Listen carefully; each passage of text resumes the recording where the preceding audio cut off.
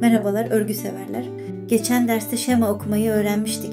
Bugün ise iki çok önemli konuya bakacağız.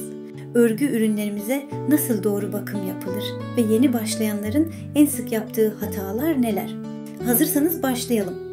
Bir ürünü bitirdiğimiz an gerçekten özel bir an olur, değil mi? Ama onun uzun süre güzel kalması için kullandığımız ipliğe göre doğru bakım yapmak çok önemli. İşte size birkaç pratik öneri. Eğer pamuk iplikle ördüyseniz genelde makinede narım programda yıkanabilir. Yün kullandıysanız en iyisi soğuk suda yumuşak bir deterjanla elde yıkamak.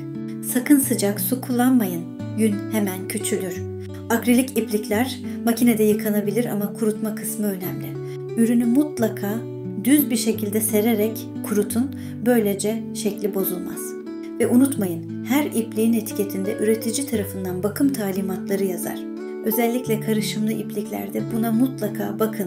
Yeni başlayanların sık yaptığı hatalar ve bunlardan nasıl kaçınırız? İplik gerginliğinin düzensiz olması, eğer eliniz bir sıkı bir gevşek örüyorsa örgü dalgalı veya yamuk durabilir. Zamanla eliniz oturacak. Sadece pratik. İlmek kaybetmek veya fazladan ilmek eklemek, bu çok yaygın. Her sıranın sonunda ilmekleri saymayı alışkanlık haline getirin. Böylece hatayı anında fark edip düzeltebilirsiniz. Tığ yanlış yere batırmak. Sık iğnede tam nereye batmanız gerektiğine dikkat edin.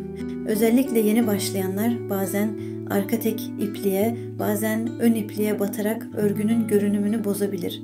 Çok sık örmek, elinizi rahat bırakın. Çok sıkı örerseniz hem zorlanırsınız hem de örgü büzülür. Arkadaşlar, bugünlük dersimizi şöyle bir toparlayalım. Bu derste hem örgü ürünlerimize nasıl doğru bakım yapacağımızı öğrendik, hem de yeni başlayanların en sık yaptığı hatalara birlikte baktık. Artık biliyorsunuz hangi iplik nasıl yıkanır, hangisi makineye girer, hangisi elde yıkanmalı, nasıl kurutmak daha doğru. Bunların hepsi ürününüzün uzun ömürlü olması için çok önemli. Ayrıca ilmek kaybetmemek, tığı doğru yere batmak, gerginliği sabit tutmak gibi püf noktalarını da konuştuk.